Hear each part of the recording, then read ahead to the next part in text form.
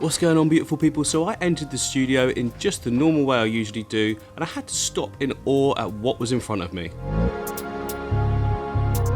This is my stunning African themed river aquarium. It's been set up for around 3 days now, and it's at this point I want to start feeding the fish. Why haven't you fed them before, MD? We'll get to that in a bit. For those of you that haven't seen the build video, here's a quick recap of how it was made. Here's Daddy Kribensis going in first, followed by his offspring, and then we added 10 female Congo Tetras. I'm going to be getting the males at a later date, but even these are absolutely stunning.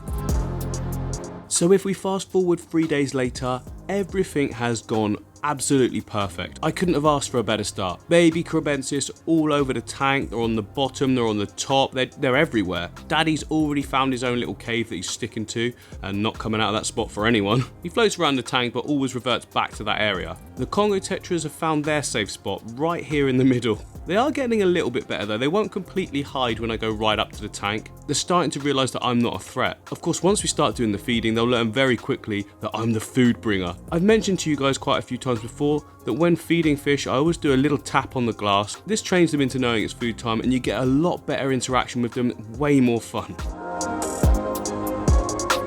So usually I kind of do like a hardscape thing right at the back of the tank.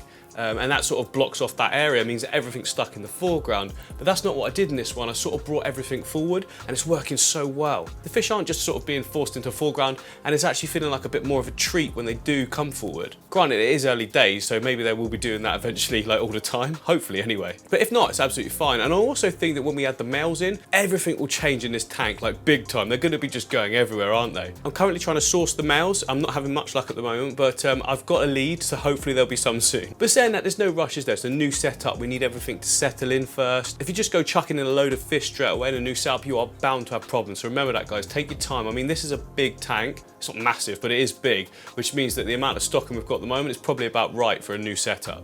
And don't worry, there's going to be other types of African fish or species of different things in here as well. So when I set up new tanks, I always wait a few days before feeding the fish. This is usually because I don't want to put in any additional waste into the system whilst it's still trying to set itself up. Fish poop alone will be enough to get the cycles going. Combine that with about 70% water change every single day as well. And as you can see, it's not affected the fish in any way. Even all the babies are doing fine. They are scavenging around looking for little scraps, but they're not looking skinny or anything, and they're all doing good.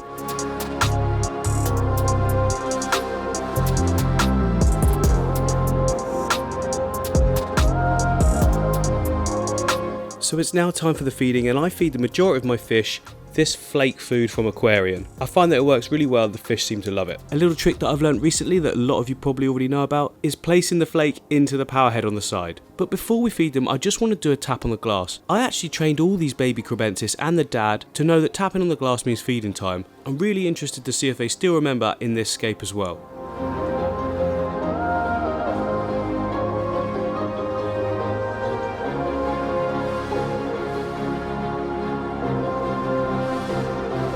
Not a huge reaction from the baby Kribensis there, but I did see the Congos coming forwards as if anticipating something from the noise. Okay, that's enough. Let's get the food in, see how they react.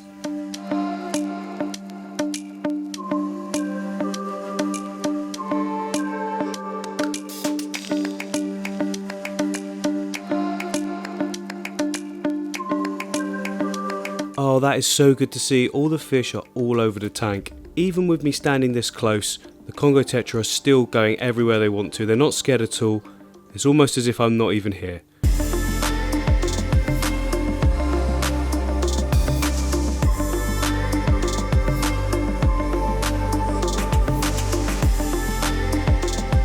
Just look at these babies, especially this one getting their fill. This is a big boy now, and they really are starting to put on some decent size. Here's Dad down by his usual cave spot. It's almost as if he feels safe down in this area. The overhang from this wood seems to provide a really good shelter for him. It's been a couple of minutes since I put the food in, and most of it's completely gone now. There will be some small bits down here on the gravel, which is perfect for the young to be able to pick off. I think it's important to remember that the Congo Tetras are quite big fish, and I think one little bit of flake food is not really going to be enough, so let's go again.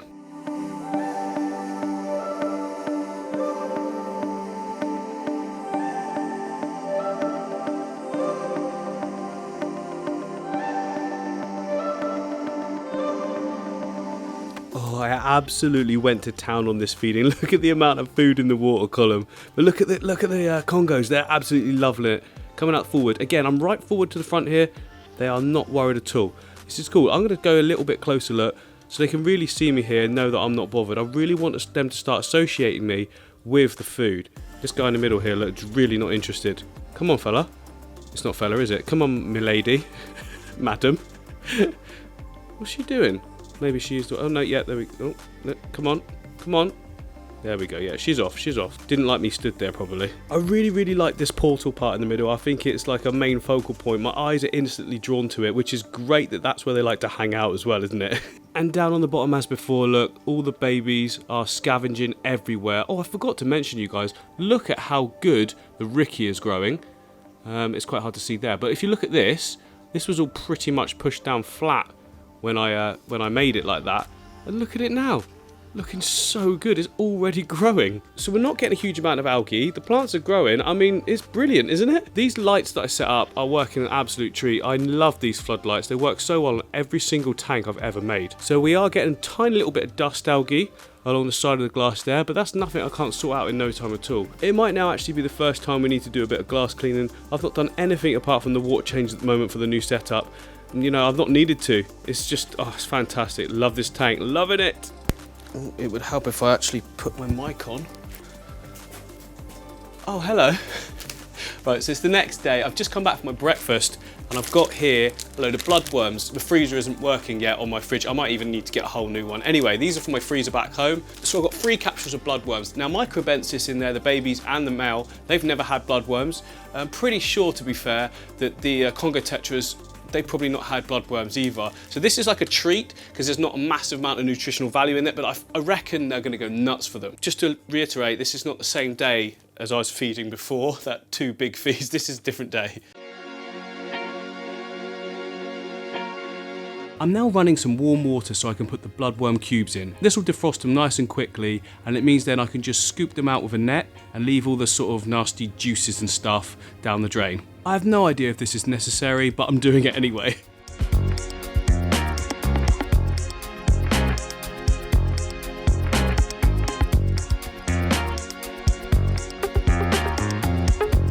Here we go, guys, moment of truth.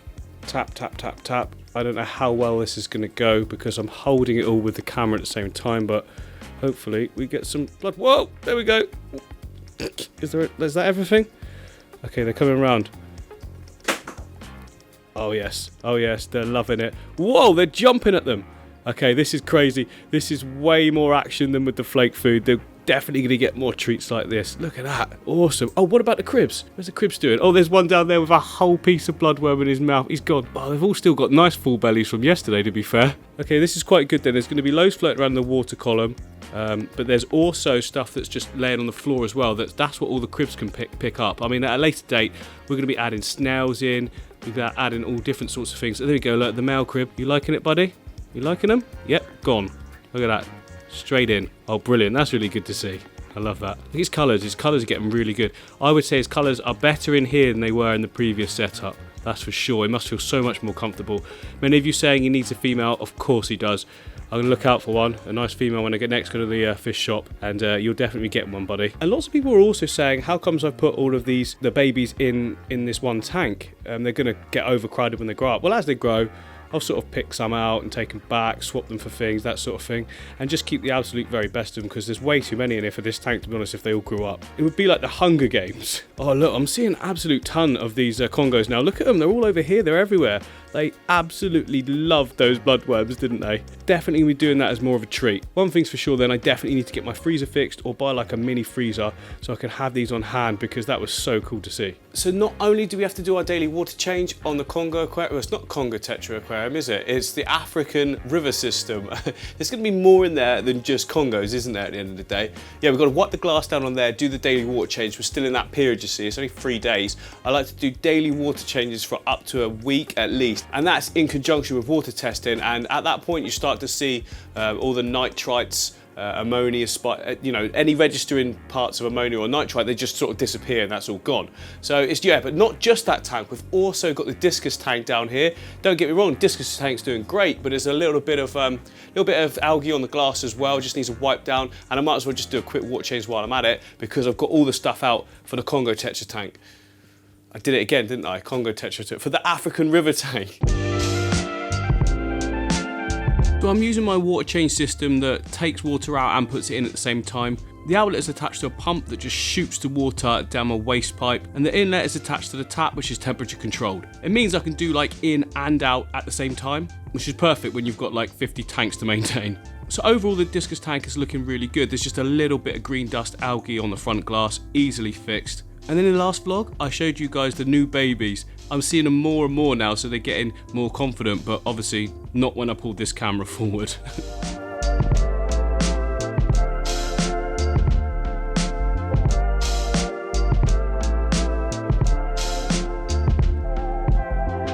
I also noticed that some of the plants were looking a bit rough, so I jumped online, did a little bit of research, and it said they could be missing magnesium or iron. Well, I've got a ton of iron in my fertilizers from API, so I'm just going to shove a load of that in.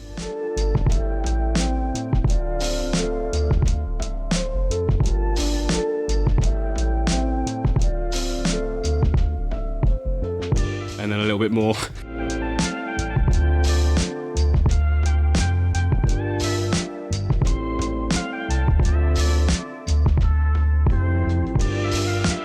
So if you guys remember, I set up the ecosystem tank about 4 months ago. It's still not had a water change, apart from like the initial one on day 2. It looks great, but I recently added a second light in. So we've got 2 lights up here, and I brought them lower. Now, the plants have taken off, they've gone nuts. We did have some algae initially, that's gone, like hair algae, but I don't know if you can see on the camera now, I'll bring you in close and show you properly, but the whole front glass is covered in green spot algae. Now, it's the only algae in the whole tank, so it's not like I'm like worried about it, and it's super easy to get off, isn't it? But my Java ferns in here have taken off. They're the best I've ever made. I didn't make them, did I? You know, nature made them, but you know what I mean. My Rotala rotundifolia, which I hacked right back, is growing crazy. Massive leaves on it as well, really, really benefiting from this extra light. They've got a really nice shade of pink as well, which is a great contrast to all the greens that we've got in this tank. There's green everywhere, isn't there? About every 3 to 4 days as well, I need to come in and just scoop out so much salvinia that's growing on the surface. It will cover this whole tank within a week, I'm not even kidding you. Especially with those 2 lights right on top, it's just blasting light, they're just growing like crazy. To be honest, can't really see the true beauty of the tank because of this green spot algae. Why haven't I taken it off before now? Well, I just wanted to see what happened. Like, this is new to me, having green spot algae and nothing else wrong in the tank. I just need to see this stuff so I know how to deal with it in future, because this might have led to something else. Fortunately, it didn't, so next time this happens, I could be like, yay, it's just on the glass. Right, let's scrape this off. Then we can actually, oh look, oh my goodness, look at that lot. I'm kind of worried about putting it all in the water column now. I don't want to do a water change, I really don't. Ah, screw it, I'm just going to scrape it off, let the filter take care of it, and then not do the water change. I just don't ever want to do a water change on this tank, do I? The minute I do a water change on this tank is the minute I need to just go, well, that's enough of this then, and just I'll have to start a new one, won't I? But to be honest, this will probably get picked up by the filter that's down the bottom there that's fallen down, and it'll go inside of it, and then I can export it that way. So yeah, about once a week, I clean out the little filter that we've got in here. Well, I say clean it out, all I do is take the sponge out and give it a squeeze and put it back again. It's not really much of a clean, is it? But that's all that's required. There's quite a lot of plants in here. We've got an absolute ton of substrate going for, it doesn't look like it in the foreground, but it goes all the way back up high, and that's adding an absolute ton of biological filtration. So really the little filter in here is just for a little bit of mechanical filtration. Oh my goodness, this is looking so good.